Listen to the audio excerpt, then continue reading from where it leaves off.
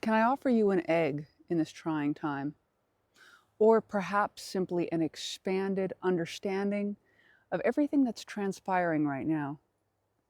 When this video finds you, I imagine you are in a place of deep curiosity with what's going on in the world.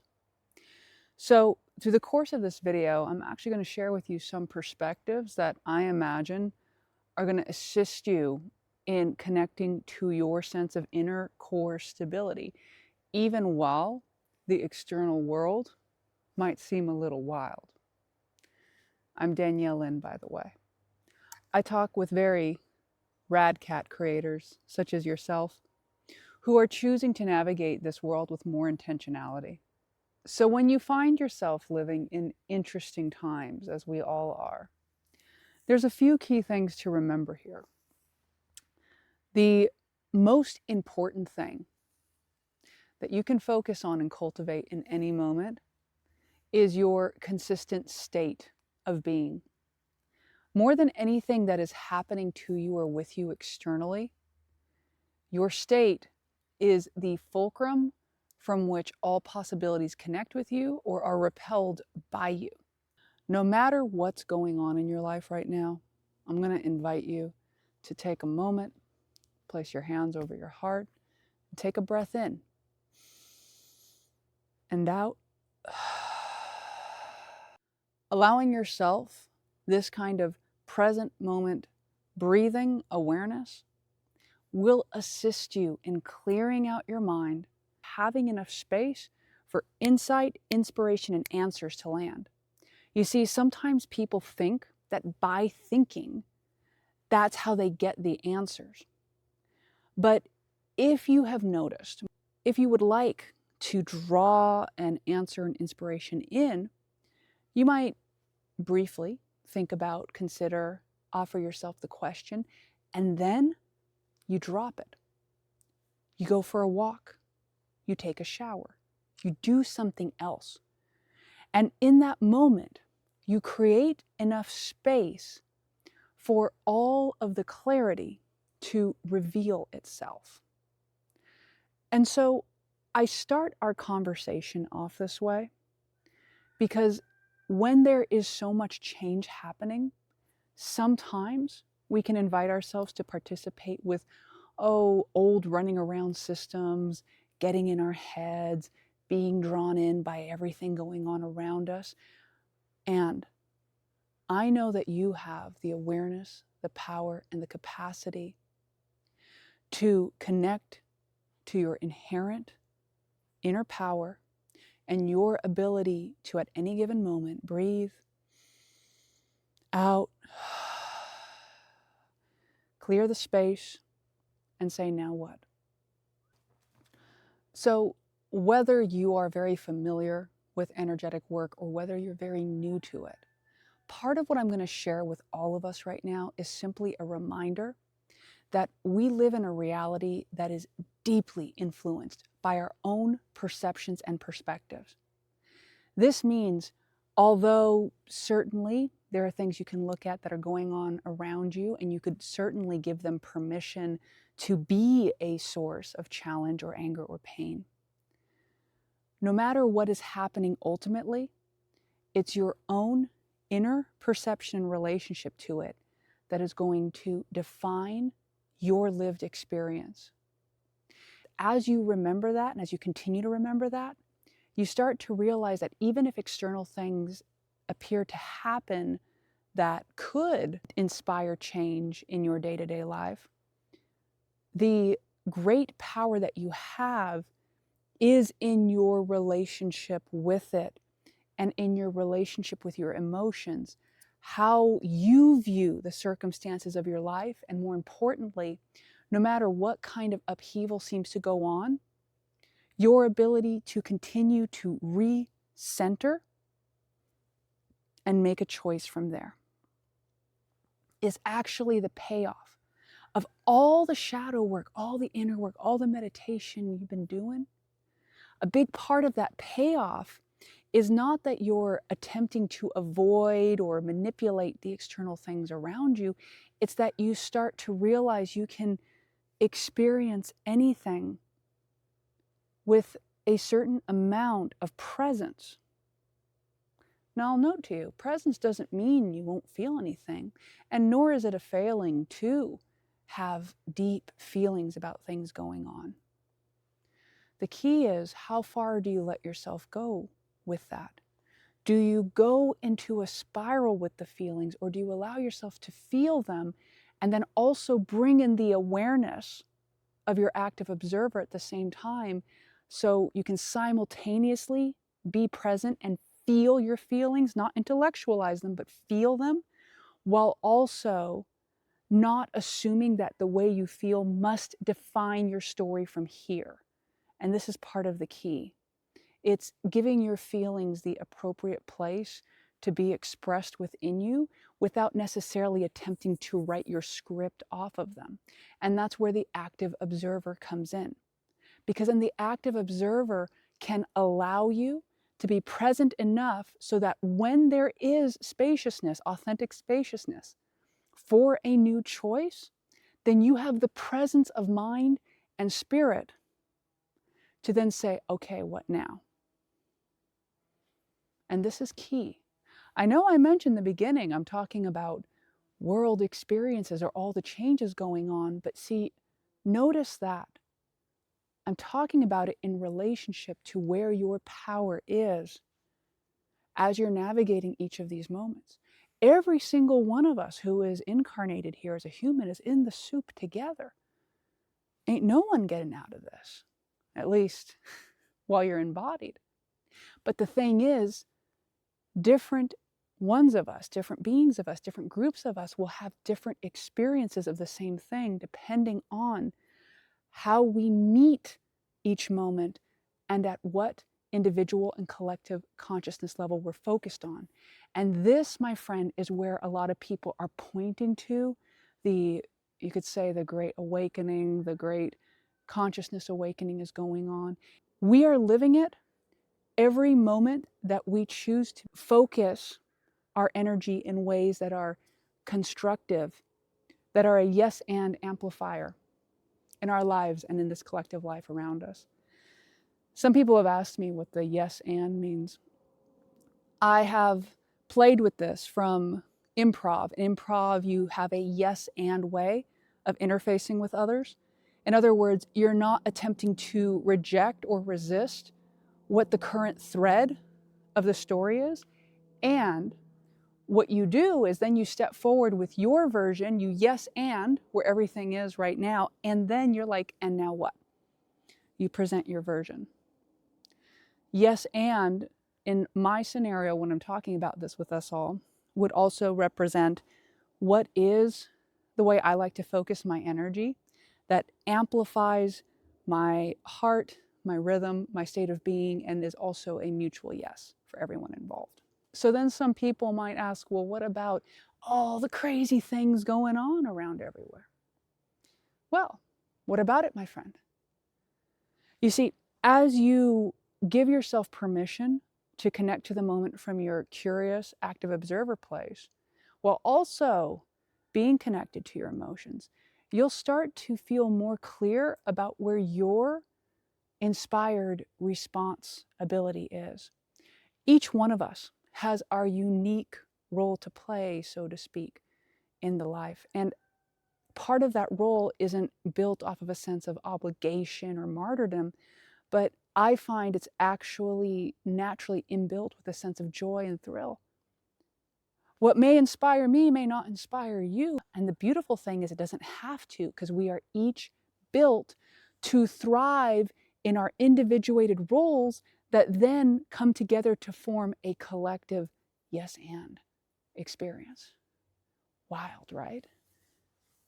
It's like we're built to thrive or something.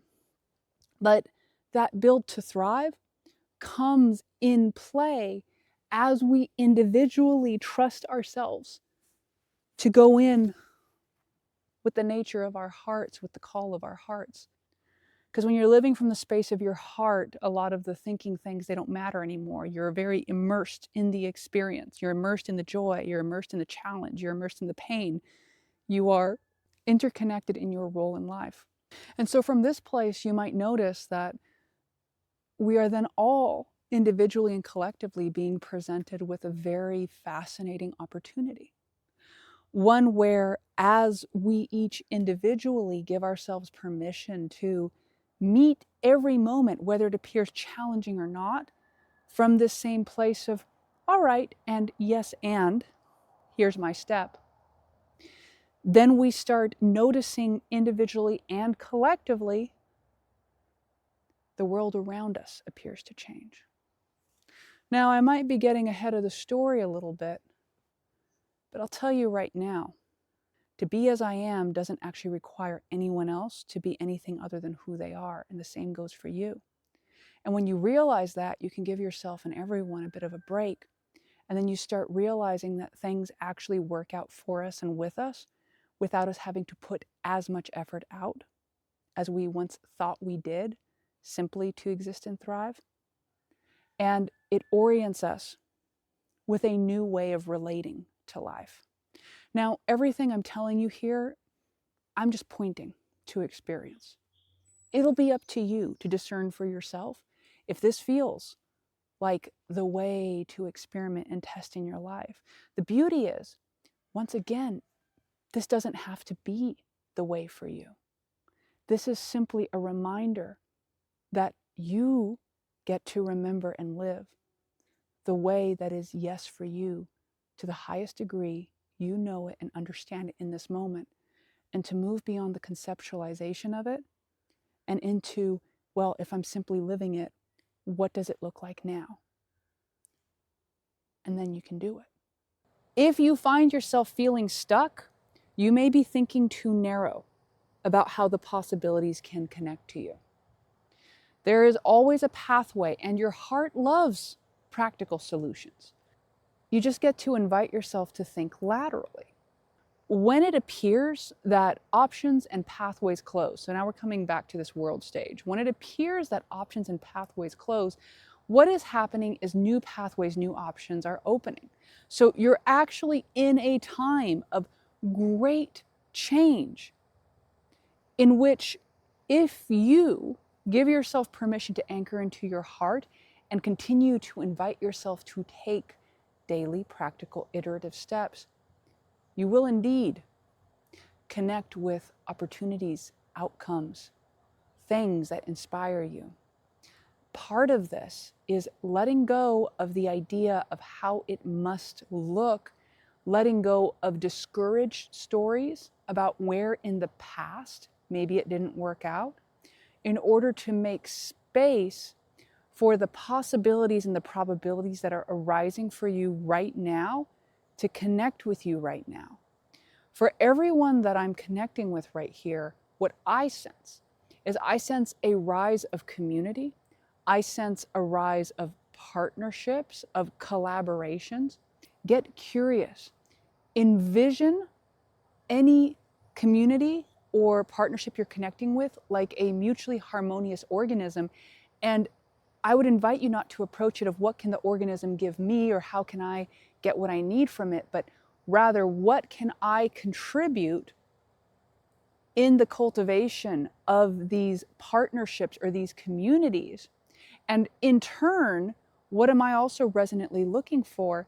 And I would invite you to create these kinds of connections, not just based on people you only vibe with or have a good time with. Consider a person, anyone you're connecting with, consider their personal values, and not from what they say matters to them, but look at their consistent iterative action. Your invitation is to anchor so deeply into your alchemist way of grounding, and then go ahead and be clear with yourself about what you feel inspired to create and do in the world from a place. Start very practical.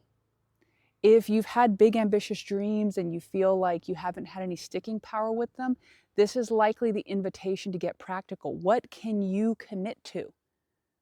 What's a pattern or a rhythm you can commit to? Because in order to actually sustain the momentum of a creation, in order to not only see the fruits, but also to magnetize in support from collaborators, partners. It involves a certain level of maintaining a structure. There is a powerful magnetism that comes with people who keep their word and who follow through on agreements. Now, that may or may not sound exciting to some people, but what I'm talking about is consistency. And it might sound interesting because I've also shared in this channel, we can make quantum leaps. Well, the funny thing is you make quantum leaps oftentimes as you are in the space of consistency. It almost reminds me of Back to the Future, where they accelerate the car to a certain point. They accelerate it to 88 miles per hour, but up until the point the car is driving, but then there's a certain point where it hits that line and then snap. When there's this much shift and change in the world, something I will invite you to draw your attention to is where you're placing your consistent focus. It's not about proving to yourself that this stuff works. It's about knowing that going all in with your heart leads to inevitable outcomes. This is the key.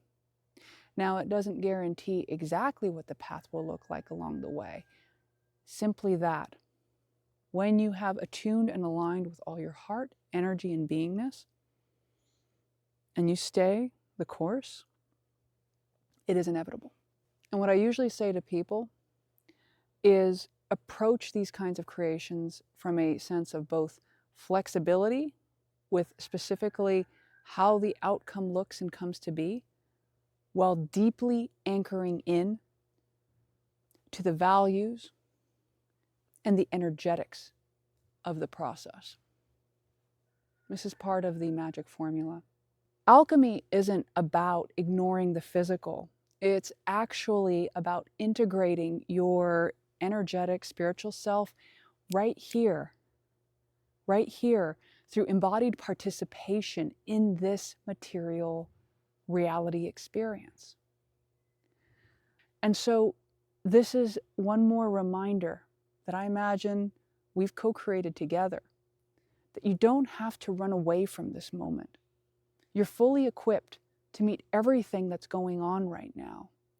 You are indeed the alchemist. You are indeed embodying the awareness necessary to be here at this moment in reality, in existence. And while I definitely understand that there are aspects of this time that can be deeply unsettling and feel that way, because in many ways they are, there's a lot of change. I also offer to you that you yourself, as an alchemist, you thrive in the laboratory of change. Alchemy itself is a dance with transmutation. You got this, my friend. And if you are interested in going deeper with any of these explorations, I invite you to check out the description link. The flow book is available for anyone who wants to tune in. We have the lab.